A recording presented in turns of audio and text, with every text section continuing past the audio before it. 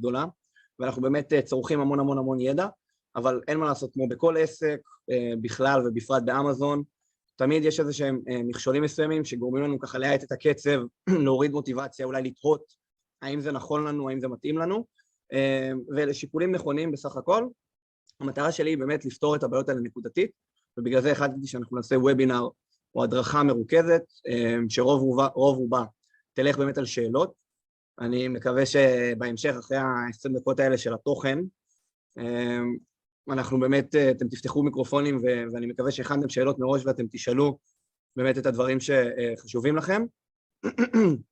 אז אנחנו מתחילים. אוקיי, בגדול, היה לי מאוד מאוד חשוב, באמת חשבתי על איזה תוכן יהיה הכי נכון בעצם לכולם. יש פה סלרים וחברים בעצם מכל הרמות באמזון, מכל השלבים, בהתחלה, באמצע, מתקדמים יותר ומתקדמים פחות, ורציתי לדבר על משהו שלדעתי יענה בעצם לכולם, או יפתור לכולם כל מיני סוגיות.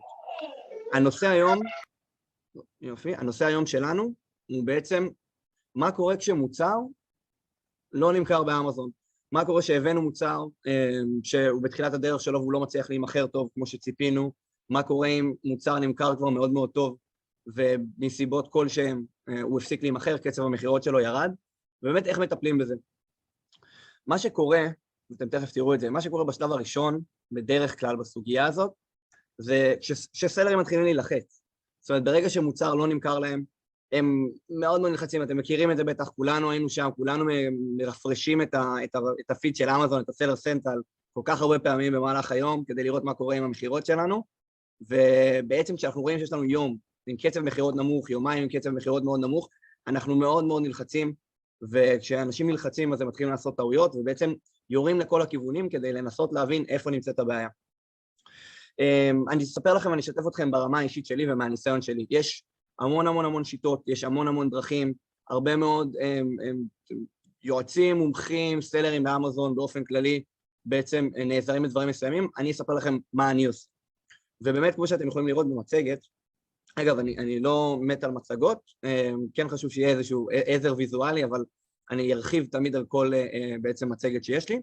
אז כמו שאתם יכולים לראות, אנחנו בעצם מדברים על 5 עמודי התווך שעליהם עסק באמזון עובד. והאמת היא שכל עסק עומד על בעצם אותם 5 עמודי תווך בסיסיים, שהם כמו שאתם רואים פה מוצר, שיווק, מחירות, שירות לקוחות וניהול פיננסי. תכף אני כמובן ארחיב על כל דבר ואני אעשה את ההקשר של אמזון. אני רוצה שתבינו את העיקרון, בואו נמשיך קדימה. אוקיי. אז בעצם אנחנו מדברים היום על איך מאתרים תקלות לפי 5 הפרמטרים האלה. אוקיי? בואו ניגע ממש בקצרה, ברור לי שאתם יודעים על מה אני מדבר, ניגע בקצרה. טוב, מוצר, אז כולנו יודעים שכדי למכור באמזון אנחנו צריכים מוצר, לרוב פיזי. יש כאלה שבאמת מוכרים ספרים דיגיטליים או תוכנות או תוספים, אבל רוב רובנו המוחלט מוכר מוצר פיזי, גנרי או לא גנרי, לא משנה. שיווק, יש המון דרכים לעשות שיווק באמזון. באמזון ספציפית השיווק מתבסס בעיקר על PPC, אבל כמובן שיש עוד דרכים, תנועה חיצונית וכן הלאה. מחירות, תראו, בעסקים רגילים לרוב יש אנשי מחירות, יש מחלקות שמתמיינות בזה, אולי בוטים או אלגוריתמים. באמזון איש המחירות שלנו הוא הליסט. איך שהליסט שלנו נראה, התמונה הראשית, התמונות שבאות אחר כך, הוידאו, הקופי, הכותרת, המחיר, הביקורות, כל אלה בעצם הם אנשי המחירות שלנו באמזון, ועל סמך הם, הלקוח יחליט אם הוא רוצה אותנו או לא. אז שירות הלקוחות זה באמת אחד הדברים, אחד הנושאים שסלרים באמזון נוטים הכי לא לשים לב אליו. תכף אנחנו ניגע ונבין כמה הוא חשוב לעסקים שבאמת רוצים לגדול ולהיות יציבים ולהתפתח. בגדול, שירות לקוחות זה באמת הדרך שלנו לענות על הצרכים של הלקוח, לפני, תוך כדי או אחרי הרכישה, וכמובן ניהול פיננסי.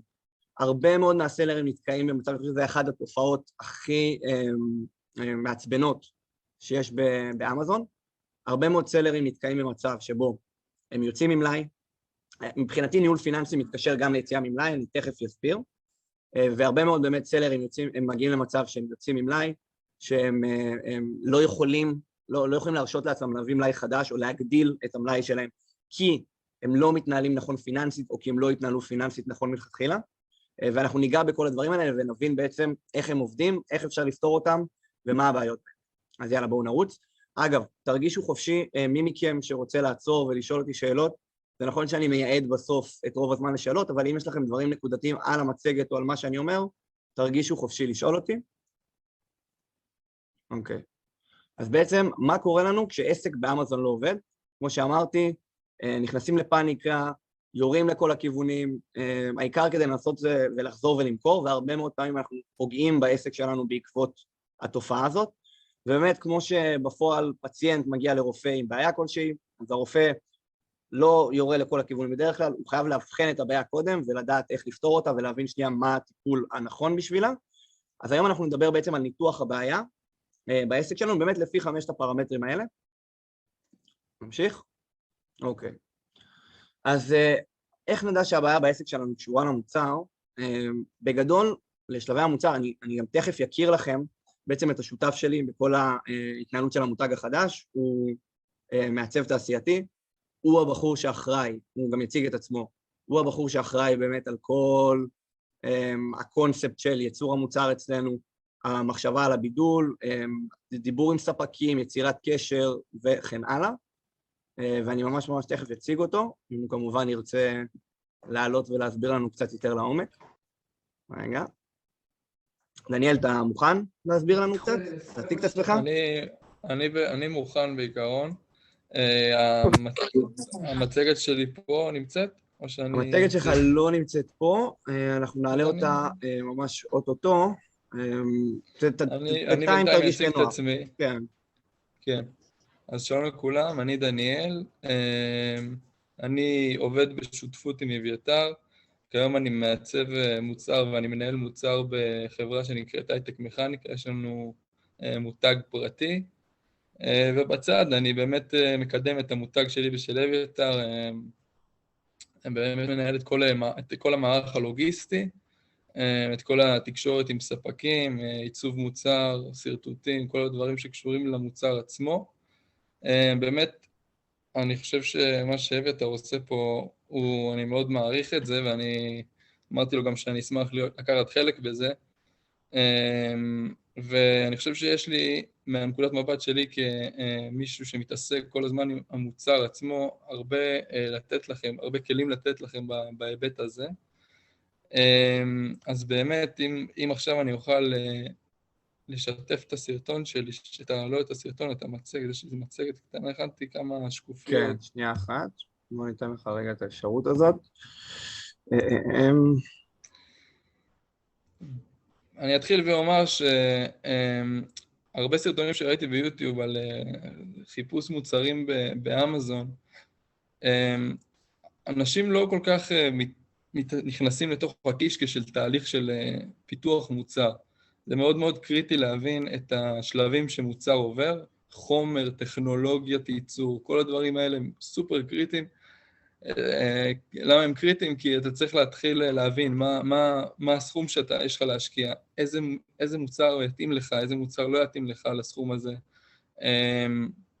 מה אתה צריך להבין בטכנולוגיית ייצור שלו, אתה צריך להיכנס קצת יותר עמוק ממה שאתה רואה, כאילו אוזניות בלוטוס, זה כזה וואו מגניב, אבל כאילו איך מייצרים את זה מורכב, הדבר הזה מורכב, יש לו טכנולוגיה מורכבת, צריכים להיכנס לדברים, להתעמק בהם. אם אתה סלר מתחיל, לא כדאי להתעסק עם דברים מורכבים, צריך להבין מה זה לא מורכב, מה זה לא מורכב.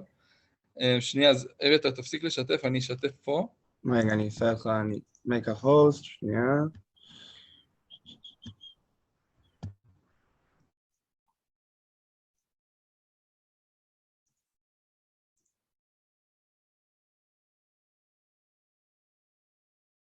אוקיי, אתה יכול לשתף עכשיו?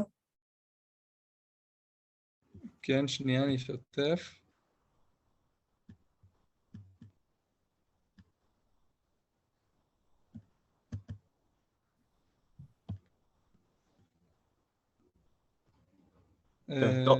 טוב, תגיד לי אם אתה מצליח. רגע, תן לי עכשיו, הנה. אתה רואים את המסך? מדהים, כן, אני רואה. אוקיי, מישהו לא רואה? סבבה. אז בעיקרון, כולם רואים את הסרטונים ביוטיוב של איך מוצאים ספק, מבינים איך להביא את הספק הנכון, ספק או מוצר. בסוף, לא משנה מה אנחנו מחפשים או איך אנחנו מגיעים למישהו, מה שהכי חשוב לנו זה באמת, כמו שאתם רואים, יש פה עוד אופציות, לא רק עליבאבא, צריך להיות יצירתיים במציאת ספק, אפשר גם דרך פייסבוק, קבוצות שאתם חושבים שיקדמו ספקים מסוימים, יש קבוצות של טכנולוגיות מסוימות שממליצים על ספקים בתחומים שונים מניסיון, שזה הכי חשוב. אם מישהו הולך לחברה שמוצאת ספקים בסין והיא מביאה לכם ספק בלי ניסיון, זה כמו ללכת לעליבאבא ולפנות לספקים, הם לא שווים כלום. אז באמת מה שהכי חשוב בסוף זה להבין שזה ספק ולא דילר ולא מידלמן, שבאמת יכול להפנות אתכם לאיזה ספק שהוא רוצה, פעם אחת הוא מפנה אתכם לספק הזה, יש לו איכות כזאת, פעם אחת הוא מפנה אתכם לספק הזה, מאוד חשוב להבין שזה ספק. עכשיו, אני אתן לכם דוגמה קטנה שהבאתי פה, נגיד המוצר הזה, אתם רוצים לבוא לייצר אותו נגיד, אז אתם צריכים להבין באמת איך מייצרים את המוצר הזה פיזית, מה הטכנולוגיית ייצור שלו, לאמת את הספק מול נתונים טכנולוגיים, לראות מה הוא מבין, מה הוא לא מבין. בדרך כלל ספקים יודעים לענות ישר, חד וברור על איך מייצרים מידות מסוימות, ומידלמנים ייקח להם הרבה זמן לענות לכם על שאלות מאוד מאוד פשוטות. שאלות פשוטות, אתם תבינו לאט לאט, כשבאמת אתם חוקרים מוצר, אתם נכנסים באמת לתוך, כמו שאמרתי קודם, לקישקש שלו, אתם צריכים להבין מה החומרים, מה הציפויים, מה הכיפוף, איך מכופפים, איך עושים. אתם צריכים ממש להבין את הדברים האלה כדי לאמת את הספק שלכם עם הדברים. אני מאוד אוהב לקחת את הספק שלי לטור במפעל, לראות איך הם מייצרים, לראות מה הוא בעצם מציע לי. אחרי שאני באמת עושה את המחקר הראשוני ומבין שהוא באמת ספק ולא מישהו אחר. אני נתקל מלא פעמים במצב שאני שולח הודעות לספקים והם שולחים לי את אותם תמונות. אז אתה יודע שהאנשים האלה מקבלים את אותם תמונות מספק אחד, זאת אומרת שהם מידלמנים. מידלמן. כן, זה מאוד חשוב להבין את זה. נראה לי שאתה מתכוון ההבדל בין יצרן לספק. כן, ההבדל בין מפעל. כן, אני מתכוון מידלמן, זה טרייד, זה חברת טרייד, סבבה? טרייד, הם יכולים להפנות אותך למי שהם רוצים, מתי שהם רוצים. ספק, אני מתכוון יצרן. זה ההגבלה שלי, אם מישהו לא הבין. סבבה? אתה מתכוון לסורסינג? אני מתכוון... הסורסינג הם המידל? לא, אוקיי. אני אעשה לכם שנייה, אני מצטער אם בלבלתי מישהו. יש אנשים שהעבודה שלהם, הם סתם פתחו חשבון בעליבאבא, סבבה? העבודה שלהם זה להעביר אתכם לספק ולקבל אחוזים מהמחירה, אוקיי?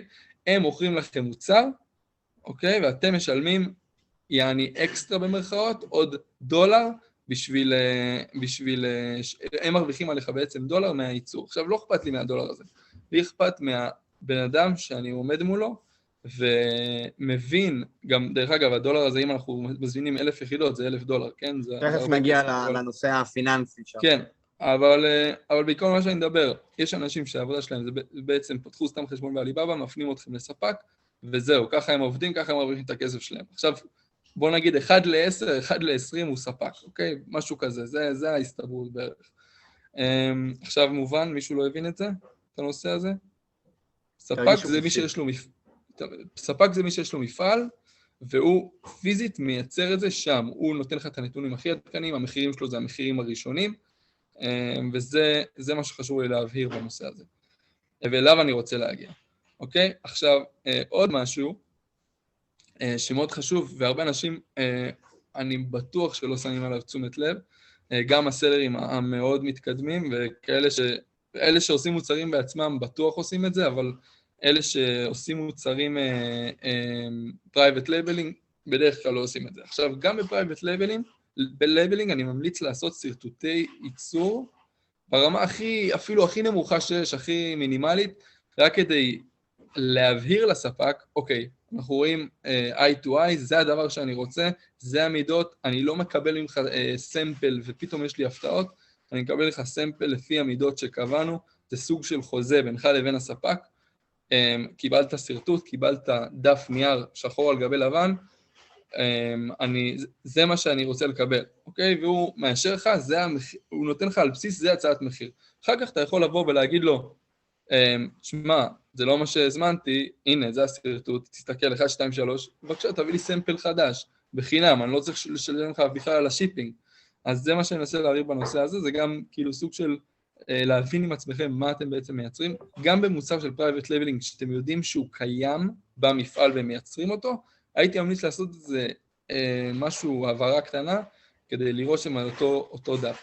עכשיו, גם בנושא הזה, אתם יכולים לעשות גם מלל כתוב, לכתוב, הדרישות שלי הם, אני רוצה חומר כזה וכזה, אני רוצה שיהיה ציפוי כזה וכזה, אני רוצה שאתם הבנתם את הראש, לכתוב דברים כאלה, להחתים אותו על זה, מאוד חשוב, להחתים אותו על זה, אחר כך תוכלו, אם אתם מגיעים למצב שזה מגיע לעניין משפטי, אפשר להגיע לנושאים משפטיים עם ספקים בסין, זה אפשרי, עושים את זה, אפשר לנצח אותם במשפט ולקבל על זה החזרים, זה אפשרי. יכול להיות שזה לא משתלם אם אתם עובדים בקוונטיטי מאוד נמוך, אבל זה אפשרי. דניאל, בוא נרוץ קצת קדימה. כן, אוקיי, אני אעשה את זה יותר מהר. אז באמת אני אסיים, אגיד שיש כל מיני סוגים של... זה קצת גלש לי. יש כל מיני סוגים של סרטוטים, יש מתקדמים עם אנשי מקצוע ויש כאלה שהם יותר לואו-טק נקרא להם, שניהם אפשריים, אני ממליץ ללכת על, תלוי במוצר, תמיד כדי ללכת על הסייף זון. עכשיו לגבי רינדורים של מוצרים, אני רואה הרבה אנשים הולכים לאנשי מקצוע שעשו להם רינדורים, ובתוכנות כמו בלנדר או מאיה, שזה תוכנות שפחות עובדות עם סרטוטים. עכשיו אני אומר, אם אתם כבר הולכים בעל מקצוע, קחו בעל מקצוע שיכול להוציא לכם סרטוטים, ככה תיקחו גם סרטוטים וגם רינדורים על אותו תוכנה. זה קצת אולי לא ברור, אבל אני אשמח לענות על שאלות בסוף. הנה אביתר, אני אביא לך חדרת המושכות, אני מצטער שזה לקח לי. לא, זה מצוין וזה נושא שמעניין את כולם. מה זה רינדורים? רינדורים זה בעצם התמונה שלך בפוטו ריאליסטי, תמונה לא אמיתית של המוצר שלך, סבבה, מודל תלת ממד ששמו אותו איפה שרוצים, בעצם באיזה אווירה שאנחנו רוצים, אם זה יכול להיות גם בבית, על הקיר, איפה שאתה רוצה, אתה יכול לשים את זה, ויש לך בעצם תמונה $1,000,000 למוצר שלך. הבנתי, תודה. אנחנו נשאיר הרבה זמן לשאלות בסוף, אני בכוונה רוצה להמשיך כי יש לנו עוד תוכן. באמת דיברנו על שלב הייצור, אוקיי? המשמעות שלו, אני מחזק את מה שדניאל אומר ואני מוסיף, החשיבות של למצוא מפעל מכמה סיבות, קודם כל באמת ברמת האמינות, אוקיי? שאתם מבינים שיש לכם באמת בעל מקצוע שמדבר את השפה, ומאותו הרגע יש חשיבות מאוד מאוד גדולה בליצור איתו מערכת יחסים שמבוססת על אמינות, כי הוא יכול לעזור לכם בהרבה מאוד אופציות. הרבה מאוד אנשים שאלו אותי על בידול, ספק טוב, כמו כל בעל מקצוע טוב, יכול בעצם להיות עוד מוח שעוזר לכם לחשוב, עוד עיניים שעוזרות לכם להסתכל. זה לא שאנחנו מצפים מהם את הדבר הזה, אבל זה תמיד דבר טוב, ובגלל זה כמו בכל עבודה עם נותן שירות, ליצור מערכת יחסים טובה זה משהו שהוא מאוד מאוד חשוב. תכף אני אעשה לכם את הקישור באמת על למה אני מדבר על הדבר הזה ואיך זה קשור באמת לשלבי הבעיות בעסק. אז אני רוצה לדבר על איך מבינים שיש לנו בעיה במוצר. כשהמוצר כבר הגיע לאמזון, כשכבר התחלתם למכור אותו, או שכבר אתם בשלב, בוא נגיד בשלב ההתחלתי, או לחלופין שבאמת פתאום הגעתם למסקנה שיש לכם נפילה במחירות. הבעייתיות עם המוצר, איך אתם תבינו שיש לכם בעיה, שהבעיה במחירות שלכם קשורה למוצר, בוא נגיד בכמה אופציות. אחד, התחלתם לקבל ביקורות שליליות. אם אתם רואים שאתם כמובן, לא גילינו פה את אמריקה, אם אתם רואים שאתם מקבלים ביקורות שליליות, אם אתם רואים שאתם באמת, יש איזושהי בעיה שחוזרת על עצמה, אתם מבינים שיש לכם איזושהי בעייתיות במוצר, אוקיי? אם אתם רואים שיש לכם יחס החזרות מאוד מאוד גבוה, בכל נישה, אמזון קובעת איזשהו אחוז ממוצע של יחס החזרות מקובל, אוקיי? אין מה לעשות, בעולם האי-קומרס, כמו בעולם הריטייל הרגיל, באופליין, יש יחס החזרות, כמו בכל דבר. בעולם האי-קומרס יחס ההחזרות הוא גדול יותר, ובנישות ספציפיות יחס ההחזרות הוא עוד יותר גדול. אז אמזון עושה איזשהו ממוצע מסוים, היא קובעת האחוז, שהיא אומרת, אם אתם חורגים מהאחוז הזה, אני מבינה שהמוצר שלכם הוא לא טוב, אתם לא מספקים לי שירות טוב ללקוח, חשוב לי הלקוחות שלי מאוד, ובגלל זה אני מעמידה את החשבון שלכם, את החנות שלכם, בסכנה. בסופו של דבר, מה שהולך לקרות, זה דבר מאוד מאוד פשוט, אם אתם תגיעו למצב שבו יחס ההחזרות שלכם הוא מאוד מאוד גדול, אמזון תסכן, או בעצם תטיל עליכם סנקציות, ברמת החנות, היא תסגור לכם את הליסט, היא יכולה לסגור לכם את הליסט, היא יכולה כמובן לפגוע לכם במקרים מאוד מאוד קיצוניים, גם ברמת החשבון, ולכן כמובן שחשוב מאוד לא להגיע לשם, אם זיהיתם שיש לכם בעיה במוצר, כשהמוצר כבר נמצא באמזון, חשוב מאוד, בוא נגיד, לעשות איזשהם צעדים, לנקוט איזשהם צעדים, כדי לדאוג שבאמת אתם תטפלו בבעיה הזאת. אם זה אומר להזמין דוגמית אחת של המוצר שלכם, ממש לקנות אותו, לשלוח אותו למישהו שאתם מכירים וסומכים עליו, או איכשהו לדאוג שהוא יגיע לארץ אליכם, אם אתם בארץ, ולהבין שנייה מה הבעיה, להשתמש בו ולהבין מה הבעיה. אם יש לכם דרך להוציא את כל המלאי, במקרים קיצוניים, במקרים שיש בעיה מהותית, עדיף לכם להוציא את כל המלאי למחסן חיצוני, לנסות לתקן את הבעיה אם אפשר, ואם לא, תיפטרו מהמלאי, תמכרו אותו, תעשו מה שאפשר, כי במקרים קיצוניים עדיף לכם להפסיד במרכאות את המלאי הנוכחי, מאשר לאבד את כל החנות שלכם, את כל החשבון שלכם, ואת הפידבקים השליליים שאתם תקבלו, לא על המוצר, אלא עליכם כמוכרים, אוקיי? אז אני ממשיך לרוץ עם זה. תקלה שקשורה בשיווק, אוקיי? שיווק באמזון ו-PPC זה באמת אחד הנושאים הכי מעניינים שיש והכי מאתגרים. יש דרכים, אוקיי, שיווק ו-PPC, זה הדרך שלנו בעצם לתקשר עם הלקוח. וזה בעצם העיניים שלנו, אנחנו גם חושפים את המוצר, את החנות שלנו, אבל אנחנו גם מקבלים אינדיקציות מאוד מאוד טובות מהלקוח, מה הוא חושב עלינו. אז אנחנו ניגע קצת בפרמטרים מסוימים כדי להבין מה כל דבר אומר. כמות חשיפות נמוכה, low impressions, אוקיי? כשאתם נכנסים בעצם לקמפיין מנג'ר שלכם בתוך הסלר סנטרל, שם אתם רואים את האינדיקציות. כשאתם רואים שיש לכם כמות חשיפות נמוכה, אתם יכולים להשיג כמה דברים. אוקיי? קודם כל זה אומר שאנשים בעצם לא רואים את המודעה שלכם, הם לא רואים את המודעה הממומנת, את בעצם מוצר ממומן. אז יש פה כמה אופציות, או שהבידים שלכם נמוכים, זאת אומרת שבהתאם לנישה או בהתאם באמת לתחרות, אתם צריכים לעלות בידים כדי שאמזון תחשוף את המודעה שלכם יותר גבוה. זה אומר שהליסט שלכם אולי לא מהונדקס, קורה הרבה לסלרים שבעצם משיקים מוצר חדש, זה אומר שחרגתם בעצם מכמות מילות המפתח, חרגתם בכותרת, אמזון לא הבינה בעצם מה אתם מוכרים, אוקיי? ובגלל זה אומר שהליסט שלכם לא מהונדקס, זה יכול להגיד שאתם לא מופיעים בבייבוקס, בעצם אחת הבעיות המשמעותיות פה, זה ברגע שאתם לא מופיעים בבייבוקס, אתם בעצם לא המוצר הכי חשוב מבחינת אמזון, לא המוצר הכי איכותי למכירה, אמזון לא מכניסה אתכם לבייבוקס מכל מיני בעיות, לפעמים זה בעיות בחשבון, לפעמים באמת בעיות כאלה ואחרות, אם אתם לא תופיעו בבייבוקס, רוב הקמפיינים שלכם, 90% מהם לא יהיו חשופים, או שהקמפיינים שלכם באמת לא עלו טוב, כל מיני קמפיינים שקשורים לברנד, לאו דווקא לפרודקט, הם בעצם צריכים לקבל אישור מאמזון, ויכול להיות שהם עדיין בפנדינג, או באמת משהו שם לא עלה מספיק טוב. זה אחד הדברים שחשוב להבין. אחוז CTR נמוך.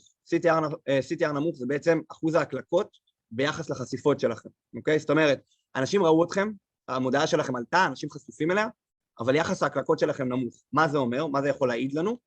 זה יכול להגיד שאנחנו בעצם לא רלוונטיים לפי מילת המפתח. זאת אומרת, המודעה שלנו קיימת, עולה, אנשים רואים אותה, אבל במילת המפתח שבחרנו לקדם, היא לא רלוונטית שם. הלקוחות אומרים לנו, חבר'ה, אתם לא מתאימים למילת המפתח הספציפית הזאת, אתם לא רלוונטיים לנו, אנחנו לא רוצים להיכנס אליכם. זה יכול להעיד בעצם אחד מארבעת הדברים הבאים, או משלושת הדברים הבאים. התמונה הראשית שלכם לא מספיק מושכת, אנשים לא רוצים ללחוץ עליכם, הם רואים את התמונה הראשית והם לא אוהבים ביחס למתחרים.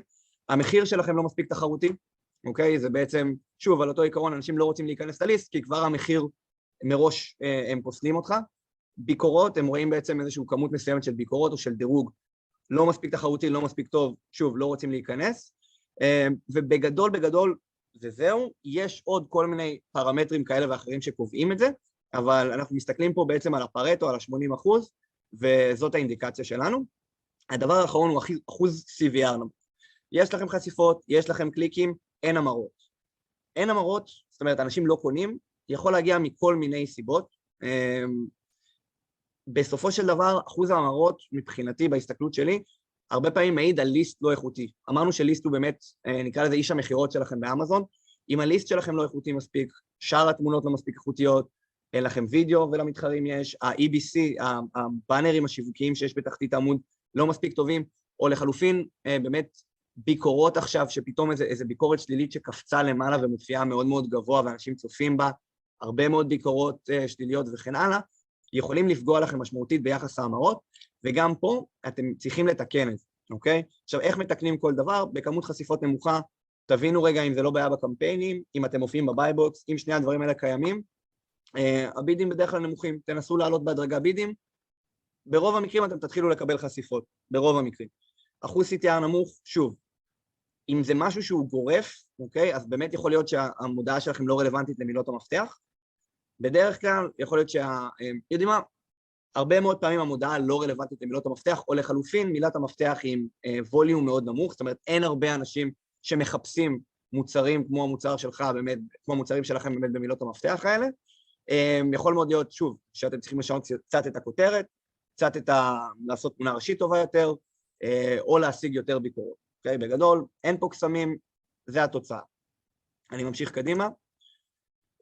בעיה שקשורה למחירות. שוב, דיברנו על ה-CVR, אוקיי, על יחסי ההמרה בפרסום, אנחנו יכולים לדבר גם על ה-Unit Session Percentage, שזה יחסי ההמרה הכלליים בעצם של המוצר, חוץ מהפרסום, בעצם יש לנו פרסום ואורגני, Unit Session Percentage כרגע מחשב את שניהם. בוא נגיד, בהתחלה חשבו ש-Unit Session Percentage מחשב אך ורק נתון מסוים, היום מאמינים שהוא מחשב בעצם את כל הנתונים, זה למה לאחרונה הייתה איזושהי ירידה יחסית משמעותית, באחוזי ההמרה של כולם. מבחינתי, וזה מאוד חשוב להבהיר את זה, הרבה שאלו אותי על אחוזי ההמרה שהם פשוט לא, כאילו לא, ניסו להבין שנייה מה הם יחסי ההמרה הטובים, אמרו 10%, 15%, מעל 20, מעל 25, לי, כשאני מסתכל על זה, זה פחות מעניין אותי. יותר מעניין אותי לראות מגמה. אם אני רואה שהיה לי אחוז המרה מסוים, ואחרי חודש הוא ירד, אני רוצה להבין למה. אם היה לי אחוז המרה ירוד, פחות טוב, ואחרי חודש הוא עלה, אני רוצה להבין מה השתנה. כדי להבין מה השתנה, אני בעצם צריך להתחיל לשלול דברים. זאת אומרת, אני באמת צריך לראות האם הורדתי מחיר, או האם שיפרתי תמונות, אולי המתחרים שלי העלו מחירים, ולהפך. אם אחוז ההמרה שלי ירד, אני רוצה להבין מה קרה כדי לתקן את זה. ואני רוצה לעשות את זה, וזו טעות של הרבה מאוד סלרים, שהם פשוט יורים לכל הכיוונים ואין להם מעקב. תשללו דבר אחרי דבר. תבינו שנייה, תשללו משהו, לצורך העניין, תורידו טיפה את המחירים. אם זה שיפר, מצוין, נקודה טובה. אם זה לא שיפר, תנו לזה כמה ימים, תשנו תמונה ראשית. לא שיפר, תשנו עוד תמונות, וכן הלאה וכן הלאה, אוקיי? תשנו קצת ב-PPC. אם אתם תראו לכל הכיוונים, לא תהיה לכם אינדיקציה מספיק טובה להבין מה עשיתם ששיפר את זה. עכשיו, חשוב מאוד להבין את זה. זה נכון, אולי אתם תראו בטווח הקרוב מחירות שעולות טיפה וכן הלאה. חבר'ה, אמזון זה עסק לטווח רחוק. אין פה חוכמות ואין פה משחקים, אנחנו לא אחרי חודש מחפשים להתעשר. אתם רוצים לבנות עסק לטווח ארוך, סיסטם טוב, זו הדרך, זו השיטה, אוקיי? זה נכון, אולי המחירות שלכם, או באמת האחוז לא ישתפר דרסטית ביום-יומיים הראשונים, אבל לאורך זמן זה דרך הרבה יותר נכונה, כי אתם תבינו מה היו הנקודות החלשות שלכם, ומה הנקודות החזקות, ותוכלו לשפר בהתאם. מקווה שזה ברור, אם לא, מוזמנים לשאול אותי בהמשך, נמשיך. אוקיי, בעיה בשירות הלקוחות. פה אנשים שוב נוטים לזלזל, סלרים נוטים לזלזל בשירות הלקוחות, כי רובנו או חלקנו עושה FBA, Fulfilled by Amazon, בעצם אמזון מספקת לנו הרבה מאוד מהשירותים, אם חלילה מוצר לא יגיע בזמן ללקוח, זה הרבה פעמים על אמזון, אם לא יודע, הייתה איזושהי באמת בעיה במוצר ספציפית, הרבה מאוד פעמים זה על אמזון, הרבה מאוד, שירות לקוחות הוא מאוד רלוונטי, הוא הכי רלוונטי לאנשים שעושים FBM, Fulfilled by Merchants, זאת אומרת שהם מספקים את הסחורה, אבל גם רלוונטי מאוד למוכרים שמוכרים FBA, מאותן הסיבות. זאת אומרת, שאם עכשיו, לצורך אני רוצה שתבינו רגע קודם כל איך זה נראה, אוקיי? בעצם בתוך הפרפורמנס בסלר סנטרל, אתם מקבלים אינדיקציה, כל מיני אינדיקציות מסוימות שעוזרות לכם להבין מה הבעיה במוצר, אוקיי? אתם יכולים לראות שם, יש לכם order defect rate בתמונה, negative feedback, A to Z claims, ו-chargeback claims, זה בעצם פרמטרים מסוימים שאמזון קובעת, שבגללם או שמשהו שעשיתם הוא לא מספיק טוב, ושוב, לאמזון יש רף מסוים שברגע שאתם חורגים ממנו, אתם בעצם מסכנים את החשבון שלכם. אם לצורך העניין סיפקתם מוצר שהוא מוצר בעייתי, שחזר הרבה מאוד פעמים מהסיבה שמשהו בו היה דפקטי, לא מספיק טוב, האחוז פה יעלה ויהיה משובש, אוקיי?